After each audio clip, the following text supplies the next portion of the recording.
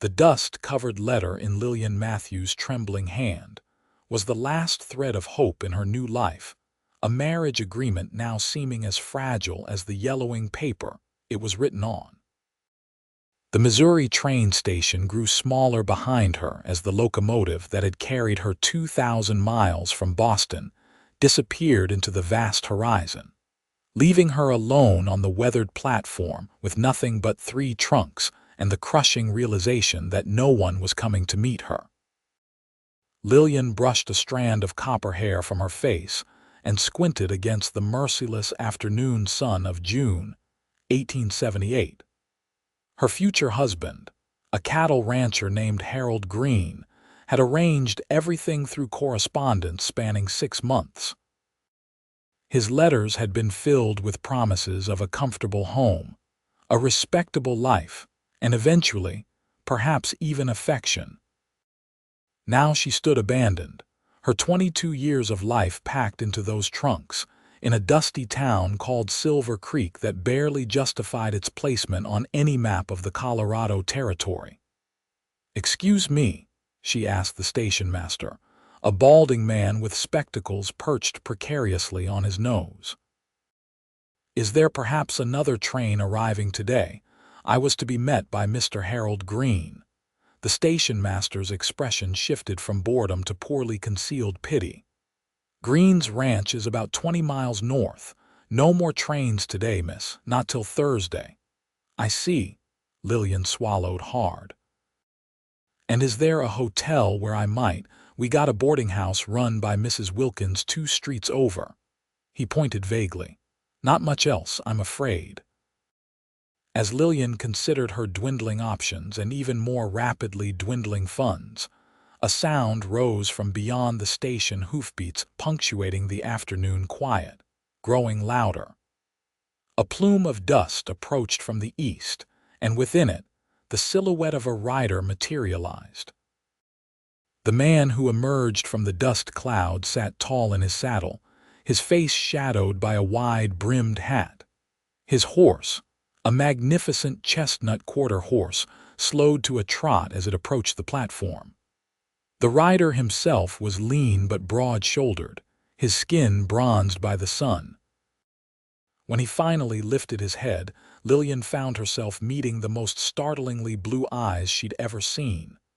"Madam," he nodded politely, removing his hat to reveal sandy brown hair. "You look a mite lost." Lillian straightened her spine, remembering her upbringing. "I'm waiting for someone who appears to be delayed." The cowboy dismounted with fluid grace, boots hitting the wooden platform with a solid thud. He seemed to take in her traveling clothes, the quality of her trunks, and her increasing distress in one sweeping glance. "I'm Nathan Xavier," he said, extending a calloused hand. "Most folks call me Nate. You wouldn't happen to be waiting on Harold Greene, would you?" Lillian's heart quickened. "Yes. Do you know where he is? Has he sent you?" Something flickered across Nathan Xavier's face, a shadow of hesitation quickly masked by politeness. "Miss, I think it's best if we get you situated at the boarding house first. Then we can talk proper." He gestured to her trunks. "May I help you with these?" "Mr. Xavier, please." Lillian stepped forward, dignity momentarily forgotten. "If you know something about Mr. Greene, I must insist you tell me immediately." The cowboy sighed, turning his hat in his hands. "Harold Greene passed away 3 weeks ago, madam. Fever took him sudden-like." "I'm mighty sorry to be the one telling you this." The world seemed to tilt beneath Lillian's feet. Dead. The man she had traveled across the country to marry was dead. Her carefully constructed plans crumbled to dust, just like the trail behind Nathan Xavier's horse. "I see," she managed, though her voice sounded distant to her own ears. "Thank you for telling me." "I worked for Harold," Nathan continued. "Foreman at the Triple G for 5 years now. He mentioned you were coming, and when no one showed at the station today, I figured I ought to ride in. His sister's been handling his affairs, but she's been overwhelmed with it all." Lillian nodded mechanically, her mind racing with calculations. The return ticket to Boston she'd prudently purchased would be useless for another week, and her funds would barely cover room and board until then. And even if she returned to what? The empty rooms of her deceased parents' home, now owned by creditors, the pitying looks of former friends, is there work in town? She asked suddenly. I'm educated. I can keep accounts, write letters. I could perhaps teach Miss. Nathan hesitated. Matthews, Lillian Matthews, Miss Matthews, Silver Creek ain't exactly bustling with opportunities for a lady of your refinement. His eyes softened. But I promised Harold I'd look after things. Let me help you get settled, at least for tonight. Tomorrow we can figure out what's next. There was something in his manner, a straightforwardness, an absence of pity that steadied her. Lillian nodded once, decisively. Thank you, Mr. Xavier. I would appreciate that assistance. Nathan secured her trunks to his horse with practiced efficiency, then offered his arm to help her onto the saddle. I'll walk alongside if that's all right. It's not far to Mrs. Wilkins' place. As they moved away from the station, Lillian cast one final glance at the empty tracks where the train had disappeared. The life she'd imagined had vanished with it. But somehow, with this stranger's unexpected kindness, she found herself taking the first step toward whatever waited beyond the dust. Nathan Xavier led the way through Silver Creek's modest Main Street, occasionally nodding at passers-by who regarded Lillian with undisguised curiosity. The town was larger than it had appeared from the train station, perhaps 40 buildings in all, with a general store, saloon, small church, and assorted businesses lining the dirt thoroughfare. Not much compared to Boston, I expect, Nathan commented, noting her observant gaze. Different, Lillian replied diplomatically. Though I admit I hadn't expected quite so many establishments of entertainment. She nodded toward a building where raucous piano music spilled out alongside the boisterous laughter of men. A ghost of a smile touched Nathan's lips. Cattle country, Miss Matthews. Cowboys work hard and play harder when they come to town. Though you needn't worry, Mrs. Wilkins runs a respectable house. No one'll bother you there. Mrs. Wilkins proved to be a formidable widow in her 50s with iron-gray hair and sharp eyes that missed nothing. She assessed Lillian with a penetrating stare before her features softened slightly. Harold Greene's mail-order bride, are you? Poor man. Good rancher, but luck wasn't ever on his side. She took the coins Nathan offered for the room. First floor, end of the hall, suppers at 6 sharp. Once Lillian was settled in a small but clean room, Nathan cleared his throat awkwardly from the doorway. I'll come by tomorrow morning if that suits. Harold's sister, Margaret, is expecting us at the ranch. She'll want to speak with you about arrangements. Arrangements, Lillian echoed. The ranch, madam. Harold left some things in writing about you. I don't know the particulars, but Margaret insisted on meeting you proper. After Nathan left, Lillian sat heavily on the narrow bed. She'd left Boston with such certainty, a desperate move perhaps, but one made with clear purpose. Now, everything was adrift. She'd spent nearly everything she had on the journey west, selling her parents' remaining possessions to fund this new beginning. There would be no triumphant return to the society that had already written her off after her father's financial ruin and subsequent death. Whatever arrangements awaited her at the Greene Ranch tomorrow, they represented her only path forward. Morning arrived with golden light streaming through thin curtains. Lillian dressed carefully in her second-best traveling suit, navy blue wool, that had been fashionable in Boston 2 seasons ago. She pinned her copper hair into a modest arrangement, studying her reflection critically. The woman who stared back had the same green eyes and determined chin she'd always had, but something had changed during the night. There was a new resolve there, born of necessity. A knock at the boarding house door announced Nathan's arrival. He stood hat in hand, freshly shaved, wearing a clean shirt under his work vest. His horse was hitched outside alongside a small wagon. "Good morning, Mr. Xavier. Miss Matthews." He nodded, eyes taking in her appearance briefly before politely averting. "I've brought the wagon for your trunks." It's about an hour's ride to the Triple G.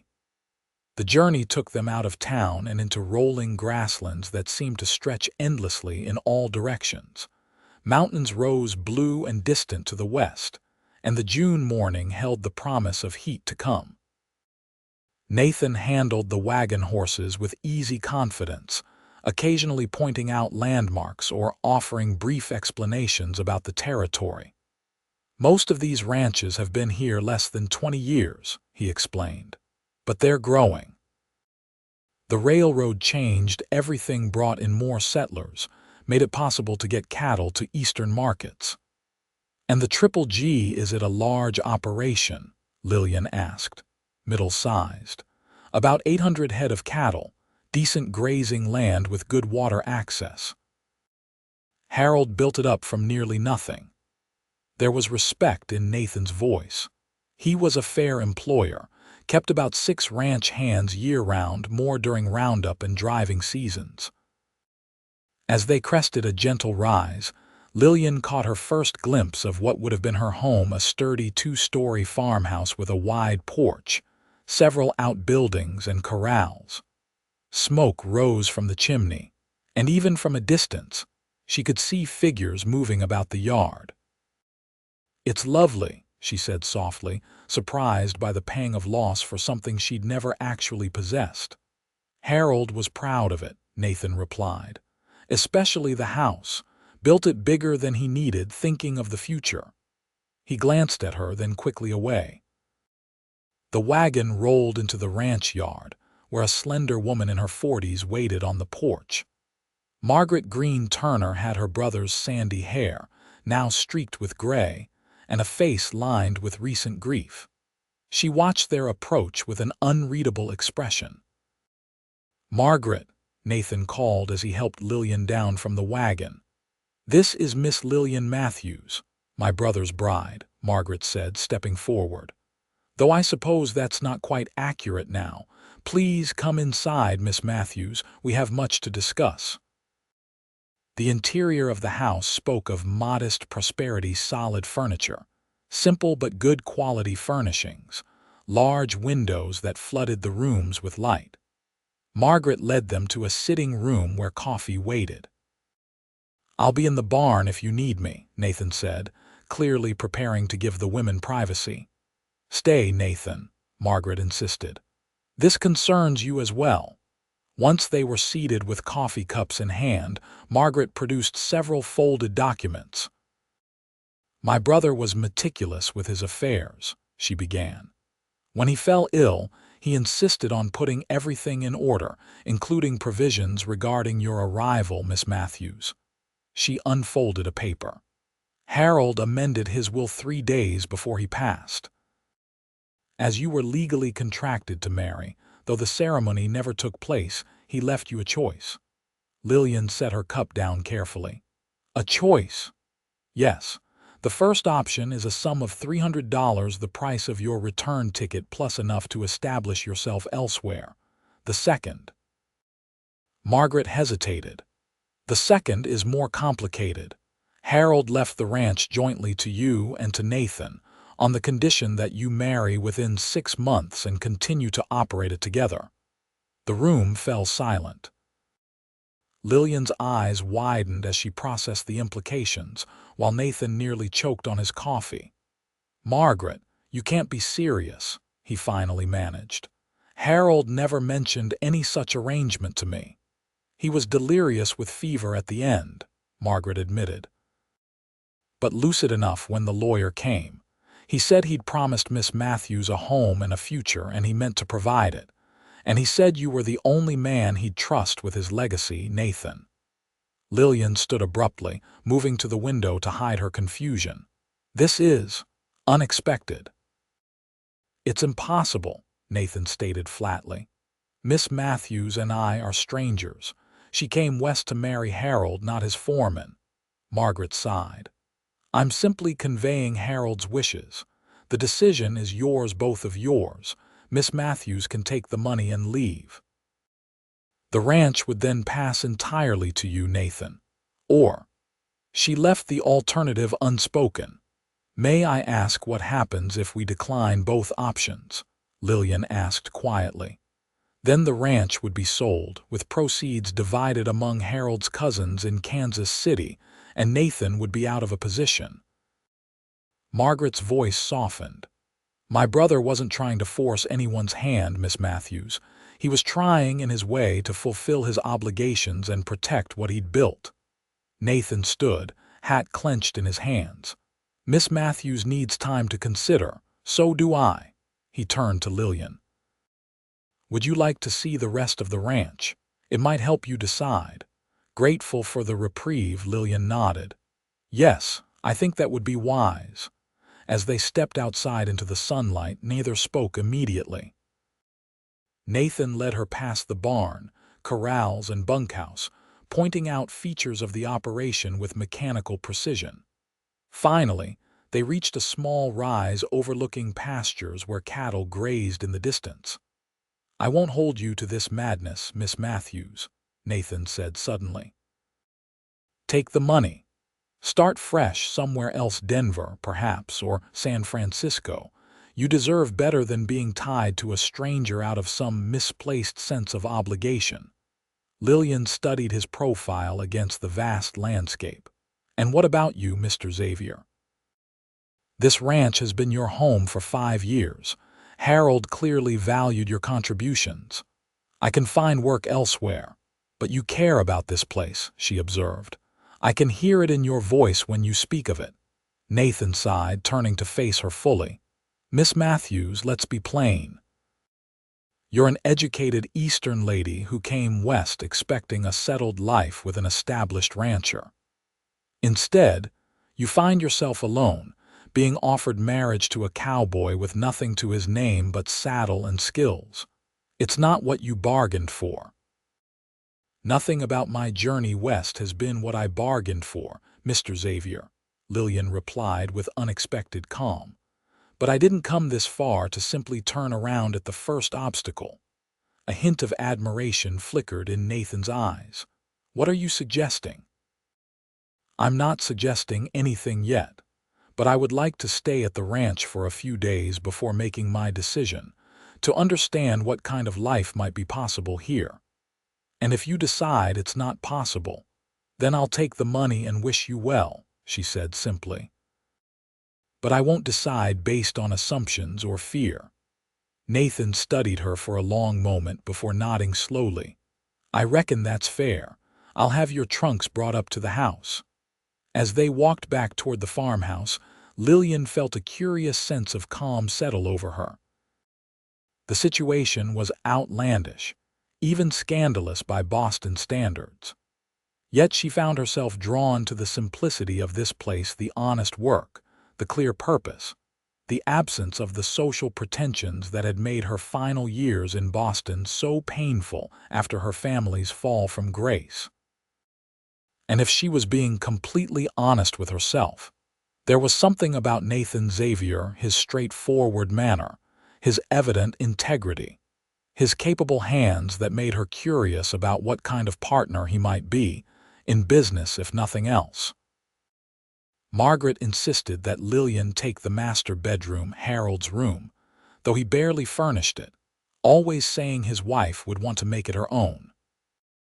The thought sent a pang through Lillian, imagining the man who had written her such careful, thoughtful letters planning for her arrival with such consideration. After a simple but hearty supper with Margaret and Nathan, during which conversation carefully avoided any mention of Harold's unusual bequest, Lillian retired early. Through her window, she could see the lights of the bunkhouse where the ranch hands and Nathan were quartered. Tomorrow, she decided, she would begin learning everything she could about cattle ranching in Colorado. Whatever decision she made would be an informed one. The next morning dawned clear and warm. Lillian dressed in her simplest skirt and shirtwaist, pinning her hair more practically than fashionably. If she was to understand ranch life, she needed to see it firsthand, not observe from a parlor window. She found Nathan by the corrals, giving instructions to two ranch hands. He paused mid-sentence when he spotted her, clearly surprised by her early appearance. "Miss Matthews, I hope you slept well." "Very well, thank you. I was hoping I might observe the ranch operations today, to understand what's involved in running such an enterprise." Nathan raised an eyebrow. "It's not exactly parlor work, madam. I'm aware, Mr. Xavier. I didn't come west expecting tea parties and social calls." A reluctant smile tugged at his mouth. "All right then. Mike here is heading out to check the north pasture fence line. Fence maintenance is one of our constant tasks. Tom's going to help me move some yearlings to the east grazing land. You can ride along with either of us, though I should warn you, the yearlings can kick up quite a dust." "I'll accompany you, if that's acceptable," Lillian decided, not missing the curious glances the two ranch hands exchanged. "You ride?" Nathan asked, adequately. "Though I expect Western saddles differ from what I'm accustomed to." Nathan nodded. "I'll have Lucy saddled for you. She's gentle but sure-footed." An hour later, Lillian found herself riding alongside Nathan and Tom, following a small herd of cattle across the rolling grassland. The Western saddle proved more comfortable than she'd expected for long riding, though she was grateful for the split riding skirt Margaret had lent her. Her own Eastern garments would have been wholly impractical. Nathan pointed out features of the landscape, as they rode where the best grass grew, which water sources were reliable year-round, how they managed grazing rotation to prevent overuse of the land. He spoke with obvious knowledge and passion, occasionally checking to see if she followed his explanations. "You know a great deal about ranching for someone who wasn't born to it," Lillian observed during a brief rest while the cattle drank at a stream. Nathan looked surprised.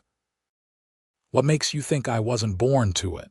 "Your speech patterns, your knowledge of mathematics when you were explaining the cattle breeding ratios.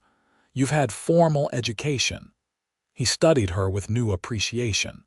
"You're observant, Miss Matthews. My father was a schoolteacher in Pennsylvania. I had ambitions for college once, but the war changed many things. You fought, last year of it, barely old enough to enlist. Came west afterward like many men. Found I had an affinity for this life." He gestured to the open landscape. "The honesty of it appealed to me. No pretense out here, just work that needs doing and the satisfaction of doing it well." "How did you come to work for Harold?" Nathan's face softened with memory. "Won his best horse off him in a poker game in Denver, then felt bad about it and offered to work for him instead of taking the horse. He laughed and hired me on the spot, said any man who'd give up a winning hand out of conscience was worth having around." The image made Lillian smile. "He sounds like a good man." "He was." Nathan's eyes met hers briefly. "He would have made you a good husband, Miss Matthews. Steady, reliable. Not one for grand gestures or poetry, but a man who kept his word." "His letters suggested as much," Lillian admitted, "which is why his unusual bequest doesn't entirely surprise me. He was trying to honor his commitment in his way." They fell silent as Tom rode up to report that all the cattle had watered and were ready to move on. The remainder of the day passed in similar work, checking fences, moving cattle, Nathan patiently explaining the seasonal rhythms of ranch life. By the time they returned to the house, Lillian's muscles ached from unaccustomed riding, but her mind was alive with new knowledge. Over the next 3 days, Lillian immersed herself in every aspect of the ranch she could access. She studied Harold's account books, impressed by his methodical record-keeping. She observed Margaret managing the household, taking note of how food supplies were preserved and stored to last through winter months. She even convinced a reluctant ranch hand's wife to show her the basics of bread baking in the large kitchen's wood-burning oven. Throughout it all, Nathan kept a respectful distance, answering questions when asked, but otherwise allowing her the space to explore and learn without pressure. She often caught him watching her, however, a thoughtful expression on his face that suggested he was evaluating her just as carefully as she was evaluating the ranch. On the fourth evening, Margaret announced she would be returning to her own home in town the following day. "You've had time to consider Harold's proposal," she said over supper. "I'll need to inform the lawyer of your decision." Lillian set down her fork carefully. "I've made my decision, but I haven't yet discussed it with Mr. Xavier." Nathan looked up sharply. "Whatever you've decided, Miss Matthews, I'll respect it." "Perhaps we could speak privately after supper," Lillian suggested. Later, they sat on the front porch as twilight deepened into night. The sound of cicadas filled the warm air, and lamplight from the bunkhouse cast a distant golden glow. For several minutes, neither spoke. "I'm staying," Lillian said finally. "I'd like to accept Harold's offer regarding the ranch." Nathan turned to face her, his expression unreadable in the gathering darkness. "You understand what that means?" "It means marriage," she said steadily. "A partnership, at minimum. I don't harbor romantic illusions, Mr. Xavier. I came west prepared to enter a marriage of convenience with a man I knew only through letters. My circumstances haven't changed, only the particulars." "Your circumstances have changed considerably," he countered. "You're no longer obligated to anyone.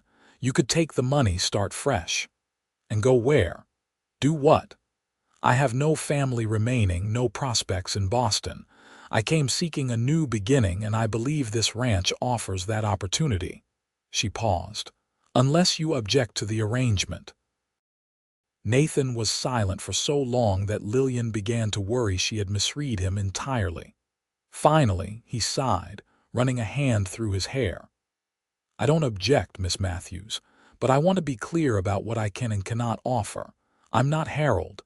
I don't have his established position or resources. What I have is knowledge of this land, skill with cattle, and willingness to work from sunup to sundown to make this place prosper.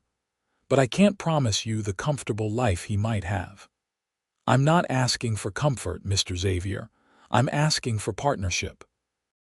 For the chance to build something meaningful." Lillian's voice softened. "And perhaps, in time, for the possibility of companionship based on mutual respect, if nothing else."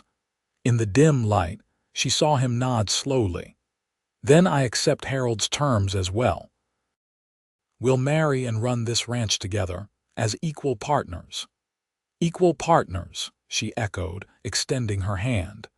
Nathan hesitated only a moment before taking it, his calloused palm warm against hers. It wasn't the romantic handclasp of lovers, but the solemn handshake of two people entering a serious business arrangement. Yet as their hands remained joined a moment longer than strictly necessary, Lillian felt an unexpected flutter in her chest, not passion, perhaps, but possibility. Margaret received their decision the next morning with a mixture of relief and concern. "I'll arrange for the minister to come out on Sunday," she said. "It's best to formalize things quickly. People will talk regardless, but this way it's all proper and legal." The simplicity of the arrangement struck Lillian anew. In Boston, a wedding would have required months of preparation, elaborate invitations, costly attire. Here, it was a practical matter to be settled efficiently, like mending a fence or rotating grazing pastures. "I have my mother's wedding dress," she told Margaret. "It's packed in my trunks. I never thought I'd actually wear it out here, but perhaps it would be appropriate after all." Margaret's eyes softened. Harold would have liked that. He was more sentimental than he let on.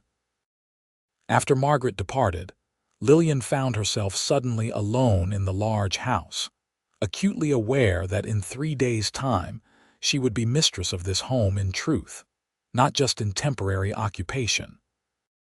The weight of the decision settled over her, not regret, exactly, but the sobering reality of the commitment she had made to this place, and to a man she barely knew. That evening, Nathan knocked at the door rather than simply entering as he had with Margaret present. "I've been thinking," he said when Lillian invited him in. "If we're to be partners in this ranch, you should understand the full operation. Tomorrow, I'd like to take you to the North Range. It's our best grazing land, but it's also the most vulnerable to rustlers from the Harper outfit." "Rustlers? Is that a serious concern?" Nathan's expression hardened slightly. "Increasing, yes. James Harper runs the largest spread north of here, and he's not particular about where his herd expands. Harold confronted him about it twice last year. And now Harper's men have been spotted near our boundary lines more frequently. They're testing us, seeing if Harold's absence means the Triple G is vulnerable." He met her eyes directly. "You should know the risks as well as the rewards of this life, Miss Matthews." Lillian appreciated his candor. "Thank you for not shielding me from the difficulties. I'd very much like to see the North Range." The following day found them riding out at dawn, the eastern sky painted in spectacular shades of pink and gold. Nathan had packed provisions for a full day's journey, and they rode side by side through landscapes that gradually changed from rolling grasslands to more rugged terrain. "The north boundary follows that ridge," Nathan explained, pointing to a distant line of rocky outcroppings. "Natural barrier on 3 sides, with the creek providing water. Ideal for grazing but harder to patrol." As they rode, Nathan gradually shared more of his personal history, his childhood in Pennsylvania, his brief military service, the various jobs he'd held across the West before finding his place at the Triple G. Lillian, in turn, told him about her life in Boston, her father's business failures and subsequent death, her mother's decline from grief.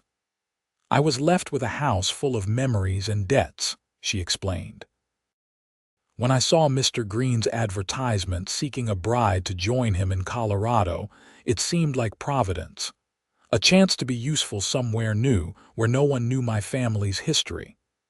"And now," Nathan asked quietly, "does this still feel like providence?" Lillian considered the vast landscape around them, the endless sky, the sense of possibility that seemed to permeate the very air. "Unexpected providence, perhaps. But yes, I believe I'm where I'm meant to be." They reached a small plateau overlooking a verdant valley where several hundred cattle grazed peacefully. Nathan dismounted, offering his hand to help Lillian down. They spread a blanket in the shade of a solitary cottonwood tree and shared a simple meal of bread, cheese, and dried apples. "This land must have looked very different when the first settlers arrived," Lillian observed, watching an eagle circle lazily overhead. "The native tribes managed it differently," Nathan agreed. "More sustainably in many ways. The Arapaho and Cheyenne moved with the seasons, never taking more than the land could replenish." A shadow crossed his face. "The wars changed everything. Now most are confined to reservations far from their ancestral grounds. You sound troubled by that. Any thinking person should be." "I've had some dealings with the Arapaho chief about 30 miles west of here. Wise man. Taught me more about this land in a week than I'd learned in a year of ranching." Nathan's gaze turned distant. "There's much about this country's expansion westward that doesn't sit right with me, but a man has to find his way to live with the world as it is, not as he wishes it might be." Lillian was struck by the depth of thought behind his words. Each day seemed to reveal new layers to Nathan Xavier, not just the capable rancher, but a man of principle and reflection. "Look there," Nathan said suddenly, pointing toward the northern ridge. "Riders." Lillian squinted against the sun. 3 mounted figures had appeared along the ridgeline, silhouetted against the sky. Even at this distance, their stillness suggested they were observing the valley and perhaps Nathan and Lillian as well. "Harper's men?" she asked, feeling a prickle of unease. "Likely." Nathan's voice remained calm, but his body had tensed. "They're making sure we see them, sending a message." "What message?" "That they're watching. Testing." Nathan began packing up their picnic supplies. "We should head back." "I don't anticipate trouble with just the 2 of us, but there's no sense inviting it either." They rode home by a different route, Nathan explaining that it was wise to vary patterns and remain unpredictable when dealing with potential threats. The encounter cast a shadow over Lillian's thoughts. The romance of Western life, she realized, came with very real dangers. "Does this change your mind?" Nathan asked as they approached the ranch, reading her pensive expression accurately. "About staying?" "No," Lillian replied firmly, "but it does clarify the challenges we'll face. If we're to succeed here, we'll need to be united in our approach to threats like Harper." "We?" Nathan raised an eyebrow. "Most women would prefer to leave such matters to their husbands." "I'm not most women, Mr. Xavier, and this isn't most marriages." She met his gaze steadily. "If we're to be partners, then I intend to be a full partner in all aspects of ranch business, including its defense." Something like respect, perhaps even admiration, flickered in Nathan's eyes. "Fair enough, Miss Matthews.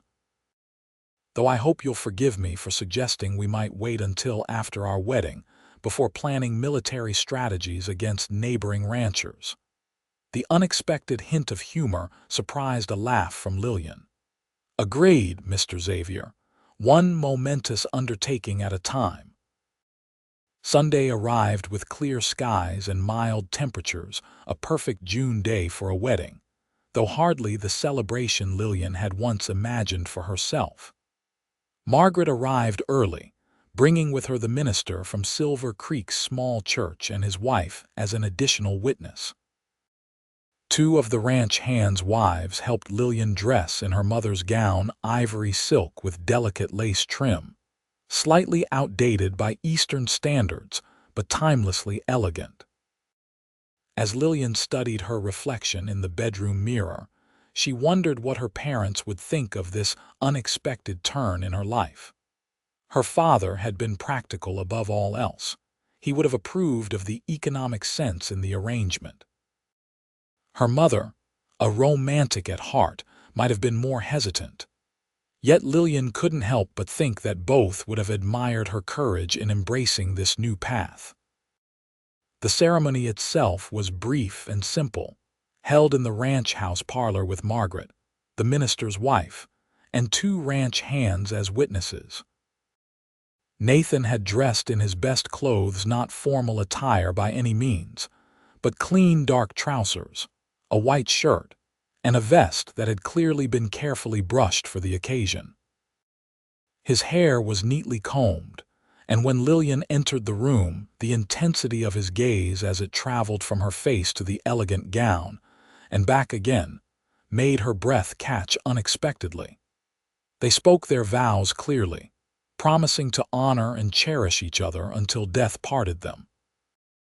Conventional words for a most unconventional union.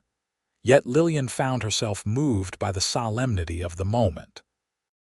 When the minister pronounced them husband and wife, Nathan hesitated only briefly before leaning forward to place a gentle, chaste kiss on her lips, their first physical contact beyond handshakes and necessary assistance with mounting horses. The brief touch sent an unexpected warmth through Lillian's body. Nathan's eyes, when he pulled back, held a question she couldn't quite decipher. A small celebration followed a dinner Margaret had arranged with the help of the ranch hands' wives, featuring a roasted chicken, fresh bread, and even a modest cake. The ranch hands offered awkward but sincere congratulations, clearly unsure how to treat this sudden elevation of the foreman to owner and his new Eastern wife. "To the future of the Triple G," Margaret toasted, raising her glass. "May it prosper under your stewardship." As evening approached, the guests gradually departed, first the minister and his wife, then the ranch hands returning to their quarters, and finally Margaret, who embraced Lillian with surprising emotion. "Harold would be pleased," she whispered. "He wanted this place to thrive, and I believe you two can make that happen." And then Lillian and Nathan were alone, husband and wife, legally bound to each other and to the ranch that was now their shared responsibility. An awkward silence fell between them as they stood in the parlor, the reality of their situation suddenly stark in the quiet house. "I've had my things moved from the bunkhouse," Nathan said finally. "There's a small bedroom off the study that Harold kept for guests." "I thought that is. I assumed you'd prefer to maintain separate sleeping arrangements, at least for now." Relief and something more complex washed through Lillian. She appreciated his consideration, yet found herself oddly disappointed by the clinical practicality of their arrangement. "That seems sensible," she agreed, "though we should present a united front to others, for the sake of the ranch's reputation, if nothing else, of course."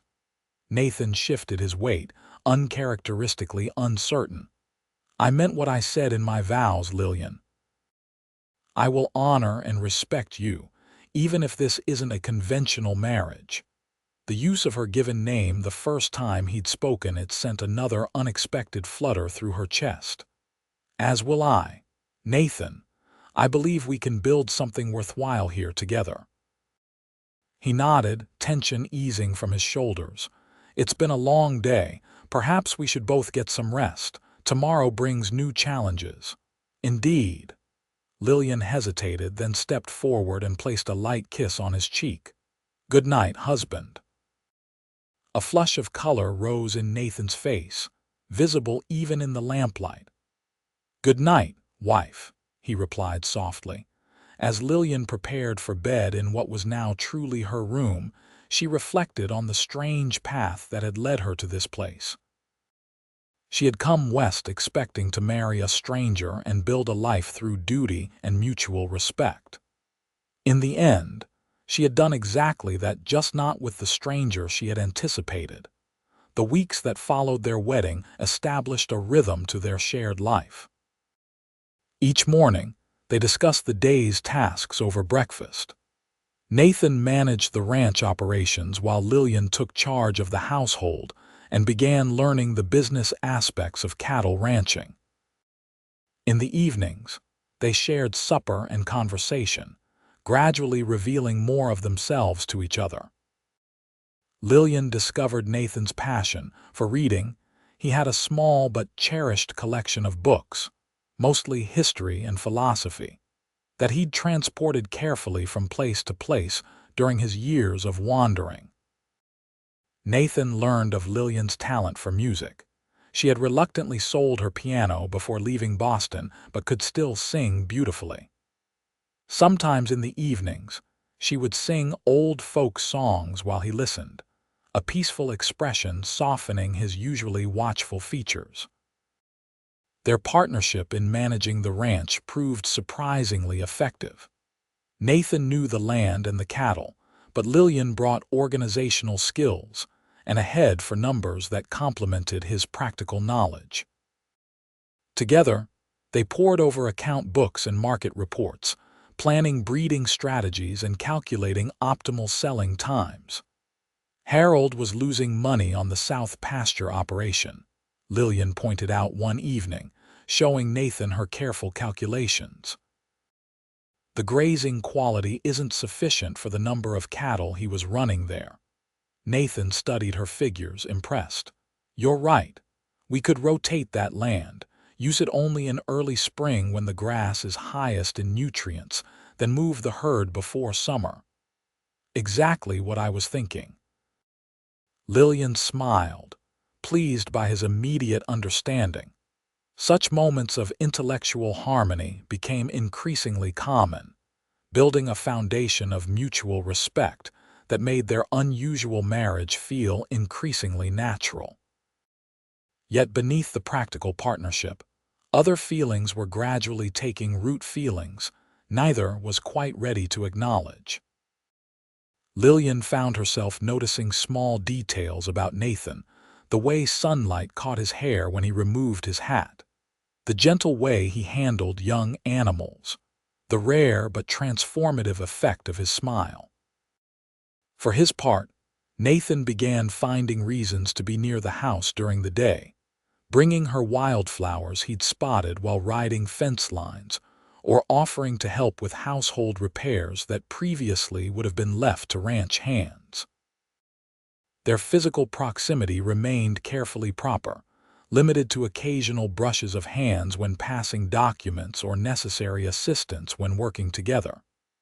Yet each such contact seemed charged with unspoken awareness, quickly acknowledged with polite smiles and hasty withdrawals. The situation with the Harper outfit, meanwhile, continued to simmer.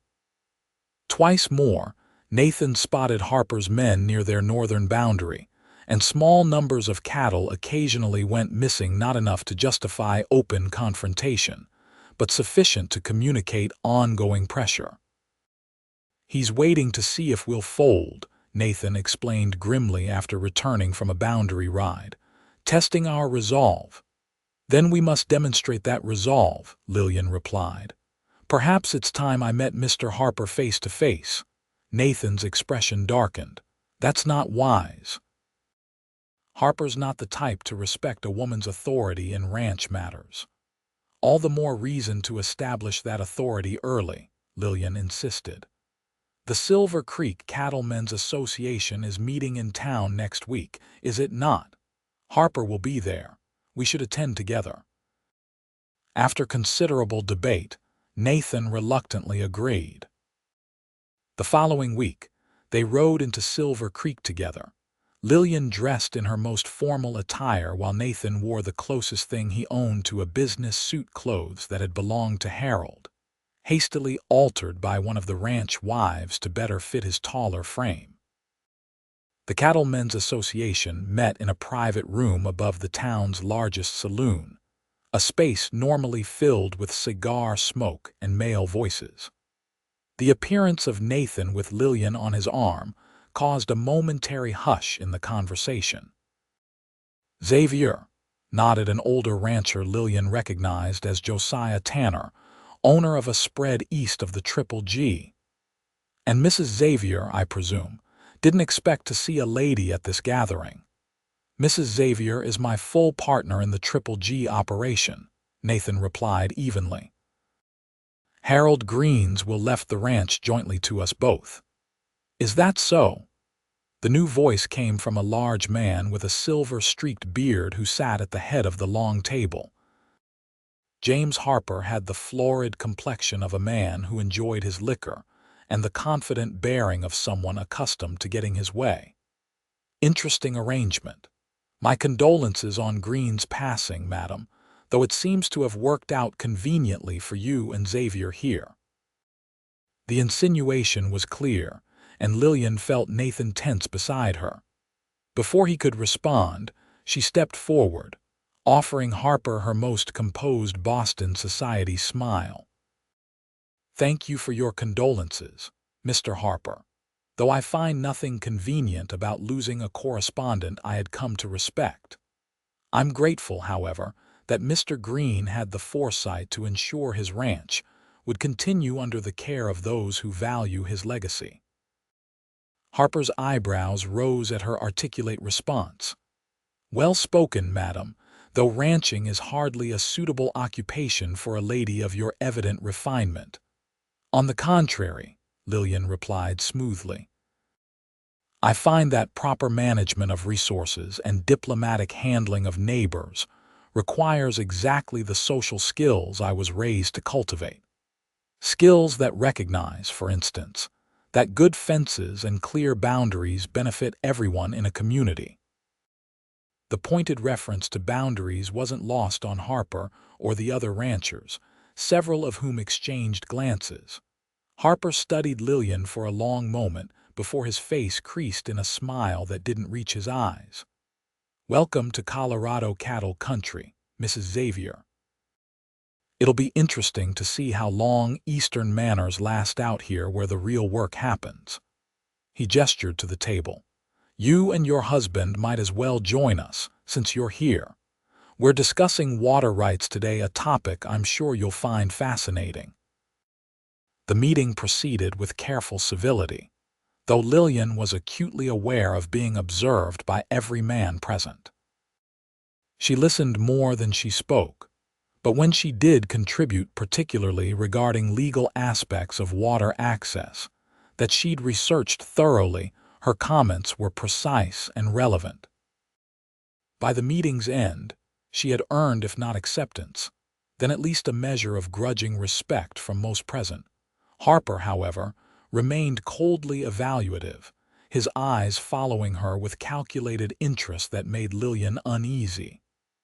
As the gathering dispersed, he approached them directly. "Xavier, a word." His tone made it clear the conversation would exclude Lillian. Man to man, Nathan's jaw tightened, but he nodded to Lillian. "I'll meet you at the general store in a few minutes." Reluctantly, Lillian complied, though she positioned herself just outside the door, close enough to overhear. "You've got yourself quite a prize there," Harper's voice carried clearly. "Smart woman. Pretty too. Makes me wonder if you've bitten off more than you can chew with both her and that ranch." "My wife and I manage just fine," Nathan replied evenly, "and we intend to continue doing so without interference." Greene had similar intentions. Harper's voice lowered. "Stubborn man. Never did understand the benefits of cooperation." "If by cooperation you mean allowing your cattle to graze on Triple G land and looking the other way when our calves mysteriously join your herd, then we're no more interested in cooperating than Harold was." Dangerous attitude, son. Colorado's still wild country. Accidents happen, especially to small operations without enough men to watch all their boundaries. "Is that a threat, Harper?" "Just an observation about the realities of ranching." Greene understood those realities toward the end. Shame he passed before he could act on that understanding. A pause. "Your wife strikes me as a practical woman. Perhaps she'll see reason where you don't." "Stay away from my wife and stay off Triple G land." Nathan's voice had dropped to a dangerous quiet. "That's the only warning you'll get." Lillian quickly moved away from the door as footsteps approached. Nathan emerged, his face tight with controlled anger. He took in her position with a quick glance and sighed. "You heard." "Enough," she confirmed. "He as much as admitted to pressuring Harold before his death, and threatened to do the same to us." Nathan offered her his arm as they walked toward the general store. "I'm sorry I brought you into this, Lillian. The situation is more dangerous than I realized." "You didn't bring me into anything," she reminded him. "I chose this life, this ranch." She hesitated. "This partnership." His eyes softened as they met hers. "Still, Harper's not a man to underestimate.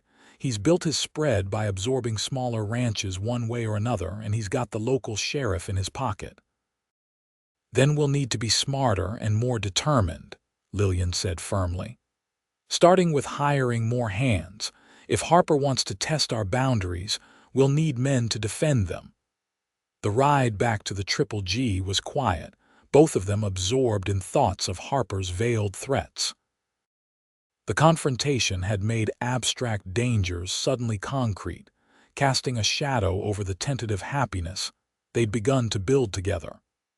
That evening after supper, as they sat on the porch watching twilight settle over the land, Lillian broke the contemplative silence. "Nathan, there's something I need to say." She turned to face him fully. "If this situation with Harper becomes truly dangerous, I want you to know that I would understand if you chose to sell. You have skills that would be valued at any ranch. Your life shouldn't be risked for land and cattle." Nathan studied her face in the fading light. "Is that what you want, to sell?" "No," she admitted, "but I also don't want." She hesitated, suddenly unable to articulate the depth of her concern for his safety. "Don't want what?" he prompted gently. "I don't want to lose you," Lillian finally said, the words emerging with more emotion than she'd intended. "These past weeks, working together, building this partnership, it's become important to me. You've become important to me." The confession hung in the air between them. Nathan's eyes widened slightly, and Lillian felt heat rising in her cheeks. She'd revealed more than she'd planned, crossing the careful boundary they'd maintained between practical partnership and deeper feelings. "Lillian," Nathan said softly, reaching out to take her hand. "I'm not going anywhere. This ranch, this life we're building, it matters to me too, more than I expected it would." His thumb traced a gentle circle on her palm. "You matter to me." The simple touch and honest words broke something open between them. Lillian leaned forward slightly, and Nathan closed the remaining distance, his lips meeting hers in a kiss, unlike their brief wedding ceremony contact. This was a real kiss, gentle but deliberate, communicating feelings that had been building for weeks. When they finally parted, both slightly breathless, Nathan rested his forehead against hers. "I've been wanting to do that for some time," he admitted. "Why didn't you?" Lillian asked. "I didn't want you to feel pressured. Our arrangement began as a practical one, and I promised to respect your boundaries." Lillian smiled, reaching up to touch his face. "Perhaps it's time to renegotiate some aspects of our arrangement." That night, for the first time, Nathan didn't retire to the small guest room but joined Lillian in what had become truly their bedroom. Their coming together was tender and unhurried, each discovery a gift freely given and gratefully received. Afterward, as Lillian lay in the circle of Nathan's arms, watching moonlight pattern the ceiling through the curtains, she marveled at how completely her life had transformed in just a few months. "Are you happy?" Nathan murmured against her hair, as if reading her thoughts. "Yes," she answered honestly. "Not in the way I expected to be, but deeply and truly yes."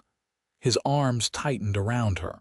"Then we'll fight for this, for our ranch, our home, our life together. Harper and anyone else who threatens what we're building." In the weeks that followed, their marriage deepened in all aspects, as business partners, as friends, and as lovers. They hired 3 additional ranch hands, all experienced men with reputations for loyalty and courage. The Triple G began to thrive under their joint management, with Lillian's accounting skills revealing opportunities for efficiency that increased their profits despite the additional labor costs. The threat from Harper remained, manifesting in occasional missing cattle and reports of his men riding close to Triple G boundaries. Nathan organized regular patrols, ensuring no part of their property remained unwatched for long. The increased vigilance seemed to hold Harper at bay, though Nathan remained convinced the older rancher was simply biding his time. As summer ripened into early autumn, Lillian made a discovery that both delighted and terrified her. She was expecting a child. When she shared the news with Nathan one evening, his initial shock quickly transformed into joy so profound it brought tears to his eyes. "A baby," he whispered, placing a gentle hand on her still flat stomach. "Our child. Are you pleased?" Lillian asked, though his expression had already answered her question. "More than I can say." He gathered her carefully into his arms, though the timing complicates matters with Harper. "How so?" "I'd hoped to confront him directly before winter, force a resolution one way or another. Now." He shook his head. "I won't risk anything happening to you or our child." "We'll find another way," Lillian assured him. "Perhaps through legal channels. I've been corresponding with a lawyer in Denver who specializes in ranch boundary disputes. Nathan smiled, pressing a kiss to her forehead. Always thinking, always planning. What did I do to deserve such a wife? You rode up out of the dust when I needed you most, she replied simply. The pregnancy brought changes to their routine. Nathan insisted Lillian reduce her riding and physical labor around the ranch, though she continued to manage the books and household with characteristic efficiency. They began converting the small room adjoining their bedroom into a nursery, Nathan revealing unexpected carpentry skills as he crafted a cradle from pine harvested on their own land. Their happiness, however, existed under the shadow of Harper's continued pressure.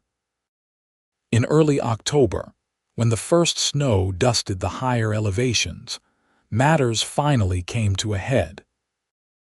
One of their hands rode in at dawn, his horse lathered with exertion, to report that a substantial section of the north boundary fence had been cut overnight and nearly 30 head of prime breeding cattle driven off. Tracks lead straight toward Harper's main pasture, the hand reported grimly. No attempt to hide it this time. Nathan's face hardened. Get the men, all of them. Tell them to bring rifles. He turned to Lillian, who stood in the doorway, one hand protectively over her slightly rounded belly. I'm sorry, but this can't wait any longer. Harper's gone too far. I'm coming with you, Lillian stated, her voice brooking no argument. Lillian, no, it could be dangerous. Think of the baby. I am thinking of our baby and of our future. Her eyes held his steadily. This ends today one way or another, and we face it together. As equal partners, remember. Nathan recognized the determination in her expression, the same determination that had led her to stay and build a life at the Triple G when she could have taken the money and sought an easier path. After a moment, he nodded reluctantly. Stay close to me, and if there's trouble, you ride back immediately. Promise me. I promise. An hour later, they rode toward Harper's ranch. Nathan, Lillian, and 5 of their most trusted hands, all armed but with weapons holstered or slung across saddles rather than held at the ready. Lillian had insisted on this approach, arguing that appearing ready for violence would only ensure they found it. We go in looking for justice, not a fight, she'd said. Let Harper be the one to escalate if it comes to that. Harper's main house came into view as they crested a ridge, a sprawling structure that reflected his status as the region's most prosperous rancher. Several men were visible in the yard, their postures stiffening as they spotted the approaching riders. By the time Nathan led their group into the yard, Harper himself had emerged onto the porch, rifle casually cradled in his arms. Quite a delegation, Xavier, he called, eyes narrowing at the sight of Lillian. Bringing your wife to do your negotiating. Nathan reined his horse to a stop, maintaining a deliberate calm. No negotiation needed, Harper. You cut our fence and stole our cattle. We've come to take them back. Harper's laugh held no humor. Serious accusations. Got any proof of these alleged crimes? Tracks leading straight from our cut fence to your north pasture, Nathan replied evenly. 30 head of Triple G cattle now mixed with yours. Distinctive brand marks that any court would recognize. Courts are a long way from here, son. Harper shifted his rifle slightly. And witnesses have been known to disappear in these parts. The threat hung in the air, emphasized by the movements of Harper's men as they casually positioned themselves around the yard, hands near their weapons. Nathan's riders responded in kind, creating a tense tableau of potential violence. Lillian urged her horse forward to stand beside Nathan's. Mr. Harper, she called clearly, I've taken the liberty of writing to the territorial governor regarding the ongoing boundary disputes in this region. His office has expressed particular interest in situations where smaller ranchers report intimidation by larger operations. Harper's confident expression faltered slightly. That's so, indeed.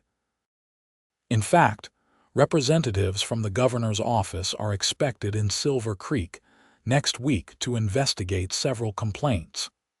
I've documented every incident involving our cattle and boundaries, including witness statements and exact dates. Lillian's voice remained steady, her Boston education evident in every precisely chosen word. The governor is particularly concerned about maintaining order as Colorado moves toward potential statehood. Lawlessness reflects poorly on our readiness for full recognition. You understand. The mention of the territorial governor and statehood aspirations had a visible effect on Harper and his men. Colorado had been seeking statehood for years, and anything that might jeopardize that goal would be viewed negatively by many locals, including other ranchers who formed Harper's power base. I have no knowledge of any cattle theft, Harper said after a moment, his tone more measured. But if some Triple G stock has somehow wandered onto my land, I'm happy to have my men sort them out, as a gesture of neighborly goodwill. Nathan glanced at Lillian, admiration clear in his eyes before he turned back to Harper. We'll help with the sorting, just to ensure there are no mistakes. The tension in the yard gradually dissipated as Harper gave orders to his foreman. Within an hour, Nathan's men were working alongside Harper's to separate the stolen cattle from the larger herd. Lillian remained near the house, ostensibly resting from the ride but actually keeping Harper engaged in carefully neutral conversation, preventing him from interfering with the cattle recovery. You play a dangerous game, Mrs. Xavier, Harper commented quietly when they were momentarily alone on the porch. This isn't Boston. Out here, legal papers and governor's representatives can arrive too late to help the dead.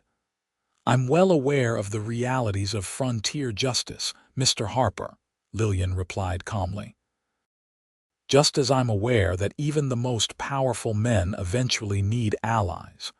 Your influence depends on other ranchers seeing you as a leader, not a threat. How many would stand with you if the territorial government began investigating reports of systemic theft and intimidation? Harper studied her with new respect. You're not what I expected when I heard Greene had sent for an Eastern bride. Few things in life turn out exactly as expected, Mr. Harper. The wise adjust accordingly. Lillian met his gaze steadily.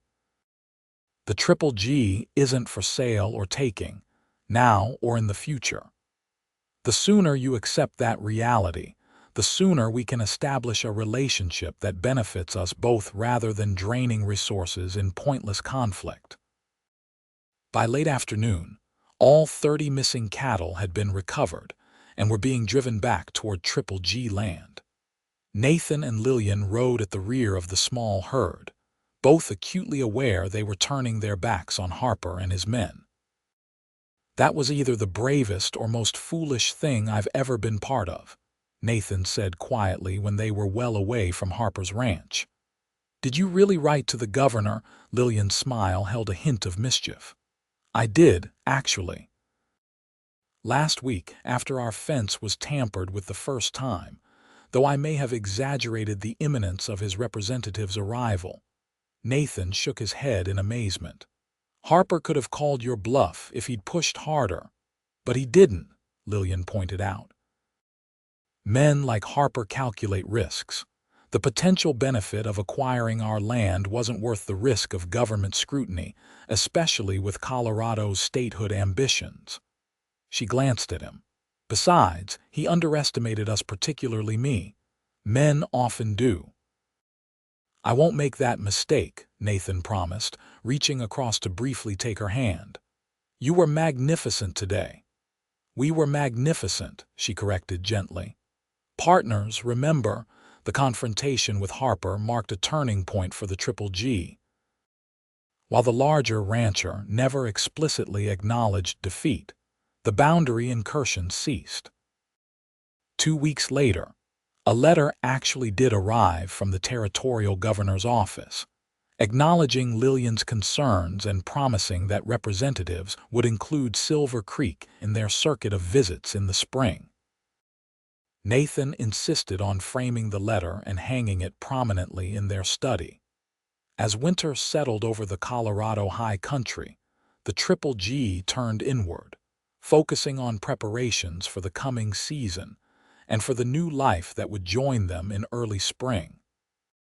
The ranch house became truly a home. Nathan's books, sharing shelves with Lillian's few treasured volumes, their tastes and preferences gradually blending into a shared aesthetic that was neither purely Eastern nor Western, but uniquely their own. On a snowy evening in mid-December, as they sat before the fireplace, Lillian working on tiny garments for the baby while Nathan read aloud from a volume of Emerson, she was struck by how completely happiness had found her in this unexpected place. "What are you thinking?" Nathan asked, noting her thoughtful expression. "About the day we met," she replied.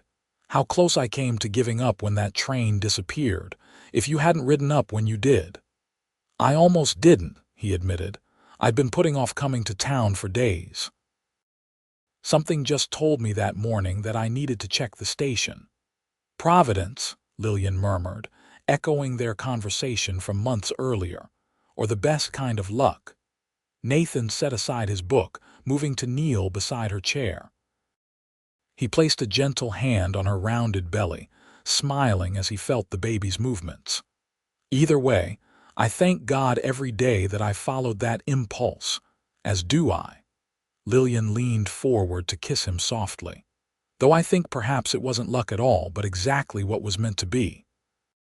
The baby arrived in early April, a healthy boy with his father's blue eyes and his mother's determined chin.